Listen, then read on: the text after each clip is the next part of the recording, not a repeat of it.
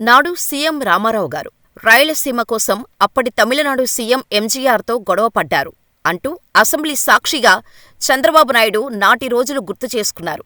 అసలు అంతలా నీటి గురించి ఎందుకు తమిళనాడులో గొడవపడాల్సిన అవసరం వచ్చింది? అసలు ఏంటి తెలుగు గంగ ప్రాజెక్టు వివాదం? అప్పుడు ఏం జరిగింది? బ్రిటిష్ కాలం నుంచి కృష్ణా పెన్నార్ పథకం ద్వారా శ్రీశైలం నుంచి కృష్ణానీటిని మద్రాసుకు తీసుకెళ్లాలన్న ప్రతిపాదన ఉంది.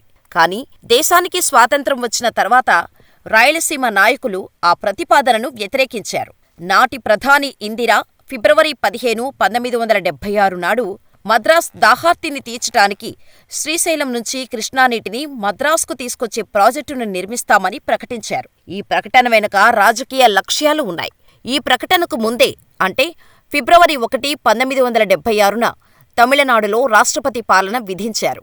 డీఎంకే, అన్నాడీఎంకేలతో ప్రజలు విసిగిపోయారని, ఎన్నికల్లో కాంగ్రెస్ గెలిచే అవకాశం ఉందని అనుకున్న నాటి పీఎం ఇందిరాగాంధీ రాష్ట్రపతి పాలన విధించేలా చేశారు. రాష్ట్రపతి పాలన విధించిన 15 రోజులకు ఇప్పుడున్న తెలుగు గంగ ప్రాజెక్టు అనౌన్స్ చేశారు. ఈ ప్రకటనతో తమిళ ప్రజలు కాంగ్రెస్కే ఓటేస్తారని అంచనా వేశారు. ఇక ఇందిరాగాంధీ సూచనతో ఏప్రిల్ 14, 1976న మహారాష్ట్ర, కర్ణాటక, ఆంధ్రప్రదేశ్ ముఖ్యమంత్రులు సమావేశమయ్యి అందరూ 5 టీఎంసీల చొప్పున మొత్తం 15 టీఎంసీలు మద్రాసుకు ఇచ్చేందుకు ఒప్పుకున్నారు. 1978 మొదట్లో నాటి ముఖ్యమంత్రులు జలగం వెంగళరావు, ఎంజీఆర్ సమావేశమయ్యి ప్రాజెక్టు సర్వే, డీపీఆర్ తయారీకి కావాల్సిన అనుమతులు కూడా ఇచ్చారు. ఆ విధంగా తెలుగు గంగ ప్రాజెక్టు చర్చల స్థాయిని దాటి నిర్మాణ దశకు వచ్చింది.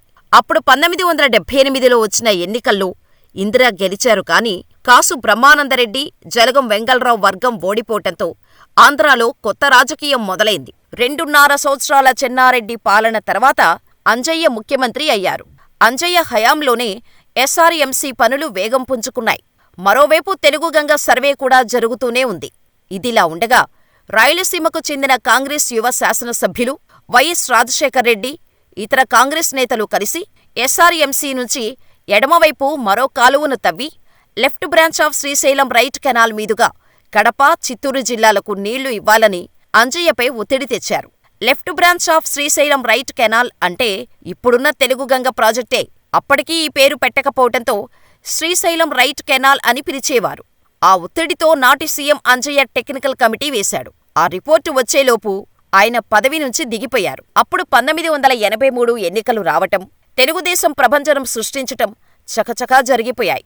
ఎన్టీఆర్ ముఖ్యమంత్రి అయిన 3 నెలల్లోనే 1983 ఏప్రిల్లో నాటి తమిళనాడు ముఖ్యమంత్రి ఎంజీఆర్తో ప్రాజెక్టు ఖర్చు మరియు ఇతర అంశాల మీద ఒప్పందం చేసుకుని ఏప్రిల్ 27, 1983న నాడు కడప జిల్లా బ్రహ్మంగారి మఠంలో పోతులూరి వీరబ్రహ్మేంద్రస్వామి పేరుతో రిజర్వాయర్కు శంకుస్థాపన చేశారు.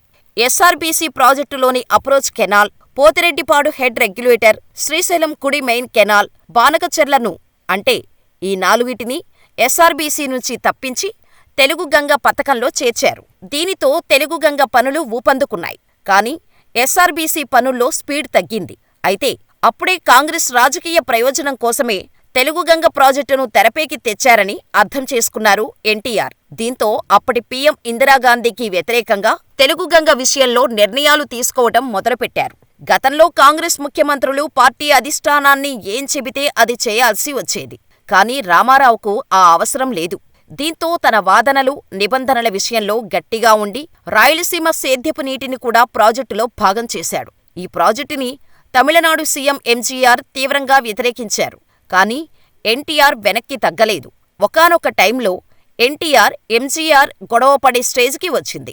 చివరికి నాటి పీఎం ఇందిరాగాంధీ కలగజేసుకోవటంతో ఎంజీఆర్, ఎన్టీఆర్ కూర్చొని మాట్లాడుకొని రాయలసీమ సేద్యం ప్రాజెక్టును నెగ్గేలా చేశారు. అలా 1983 మే 23న ఆంధ్ర, తమిళనాడు ముఖ్యమంత్రులు అప్పటి ప్రధాని ఇందిరాగాంధీ సమక్షంలో ఈ ప్రాజెక్టు నిర్మాణానికి శంకుస్థాపన జరిగింది.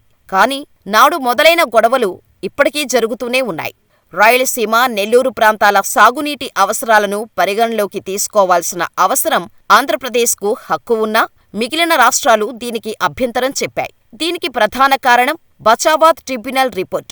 ఇందులో శ్రీశైలం నుండి రాయలసీమకు కృష్ణా జలాల కేటాయింపులు లేవు. శ్రీశైలం ప్రాజెక్టు నుండి సాగునీరు వాడుకుంటే అది ట్రిబ్యునల్ కేటాయింపుల ఉల్లంఘనే అనేది ఎగువ రాష్ట్రాలు వాదిస్తాయి. కృష్ణానది రాష్ట్రంలో ప్రవహిస్తుంది కాబట్టి 3 రాష్ట్రాల వాటా నీరు పోనూ, అదనపు జలాలను వాడుకునే స్వేచ్ఛ ఆంధ్రప్రదేశ్కు ఉందని ట్రిబ్యునల్ చెబుతోంది. కానీ ఎగువ రాష్ట్రాలు మాత్రం దీన్ని అంగీకరించటం లేదు. అందుకే ఎప్పుడూ కృష్ణా జలాల వాటాపై ఏదో ఒక వివాదం జరుగుతూనే ఉంటుంది.